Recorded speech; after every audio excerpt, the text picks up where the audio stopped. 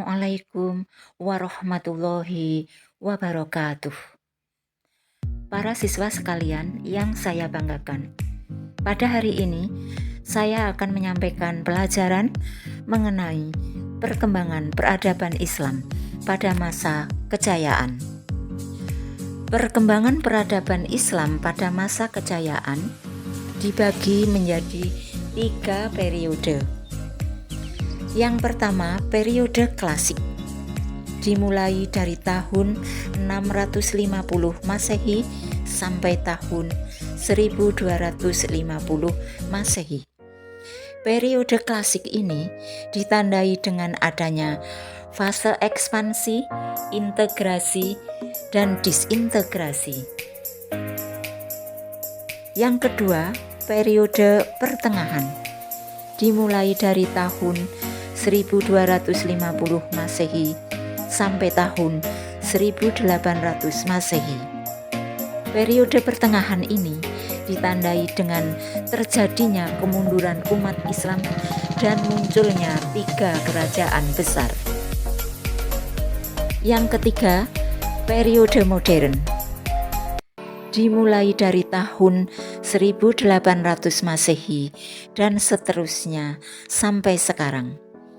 Periode modern ini ditandai dengan adanya kebangkitan umat Islam dan munculnya para tokoh ilmuwan Islam sebagai pembaharu Islam, baik yang berasal dari dinasti Bani Umayyah maupun dari dinasti Bani Abbasiyah. Kemajuan umat Islam pada masa dinasti Bani Umayyah dan dinasti Bani Abbasiyah disebabkan oleh 2 faktor.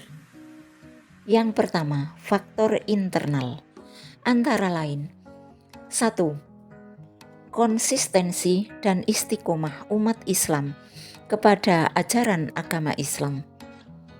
2. Ajaran Islam yang mendorong umatnya untuk selalu maju.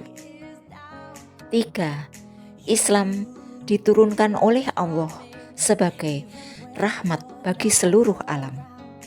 4. Islam sebagai dakwah sekaligus keseimbangan dalam menggapai kehidupan duniawi dan ukhrawi.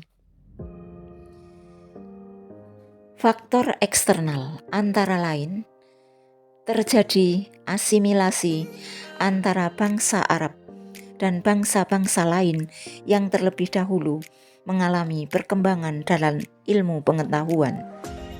Kemudian adanya gerakan terjemahan pada masa periode klasik.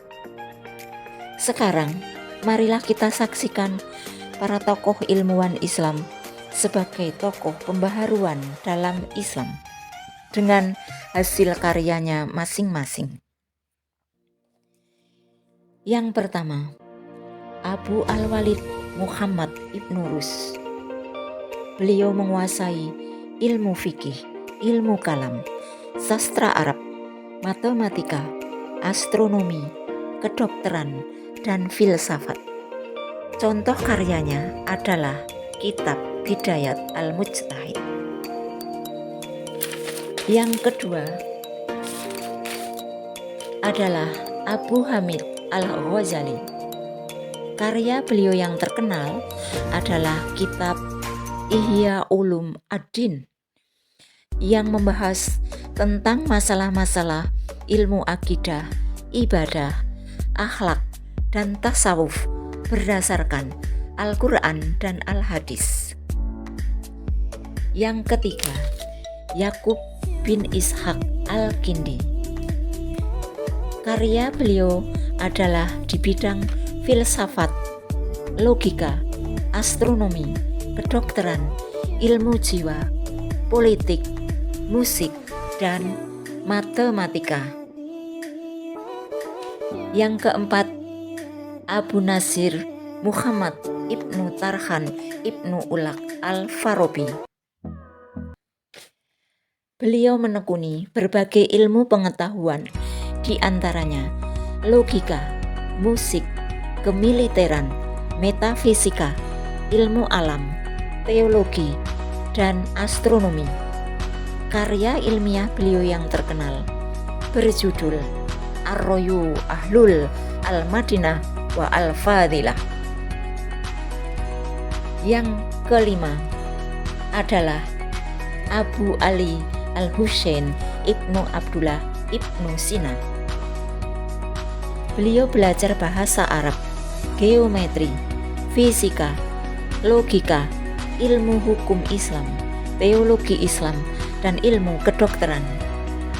Ibnu Sina menekuni banyak ilmu sehingga berhasil menulis lebih dari 200 buku, dan hasil karya beliau yang terkenal adalah Al-Qanun fi At-Tib yang menjadi rujukan di dunia kedokteran sampai sekarang.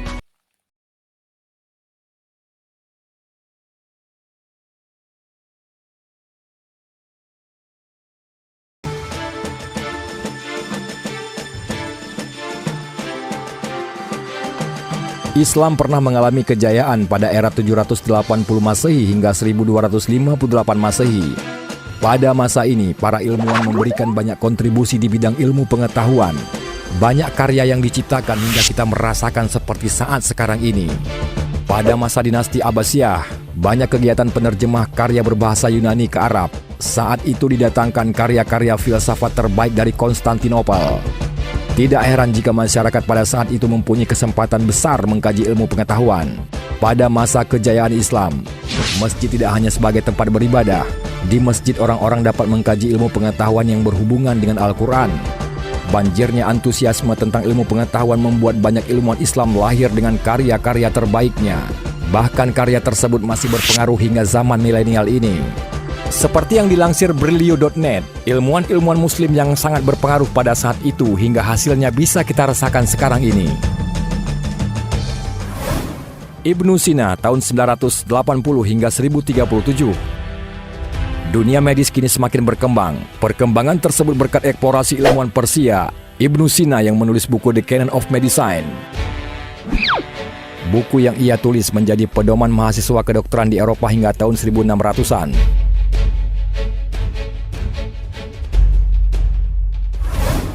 Al-Khawarizmi 780 hingga 850. Al-Khawarizmi adalah ilmuwan muslim yang ahli di bidang matematika.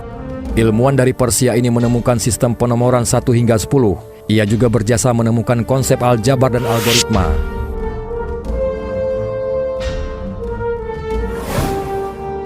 Jabir Ibnu Hayyan 721 hingga 815. Jabir adalah ilmuwan dari Iran yang ahli di bidang kimia. Ia adalah orang pertama yang mengidentifikasi zat yang bisa melarutkan emas. Jabir juga orang pertama yang menemukan asam sulfat, klorida, dan nitrat. Kontribusi lainnya adalah penemuan alkali. Karya-karya Jabir antara lain Kitab Al-Kimia, Kitab Al-Sapen, Kitab Ar-Rahmah, dan lain sebagainya. Ibnu Al-Nafis 1213 hingga 1288. Ibnu Al-Nafis merupakan ilmuwan dari Damaskus yang punya kontribusi besar di bidang medis. Ia merupakan ilmuwan pertama yang mengungkapkan teori pembuluh darah kapiler. Ia secara akurat dapat mendeskripsikan peredaran darah dalam tubuh.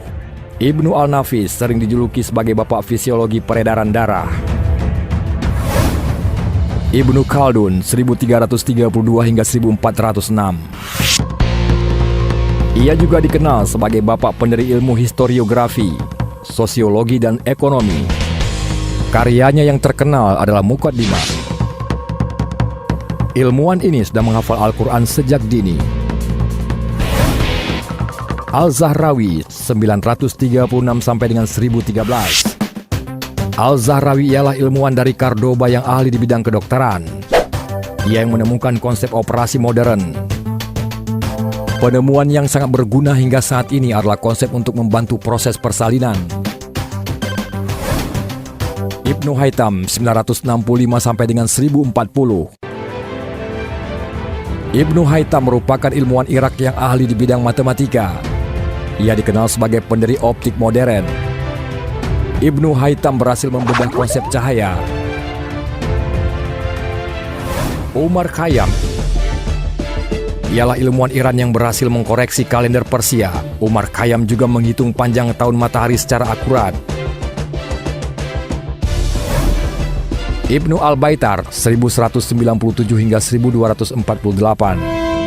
Ibnu Al-Baitar adalah ilmuwan dari Malaga yang terkenal di bidang botani dan kedokteran. Dia tercatat menemukan penemuan kedokteran pada abad pertengahan secara sistematis.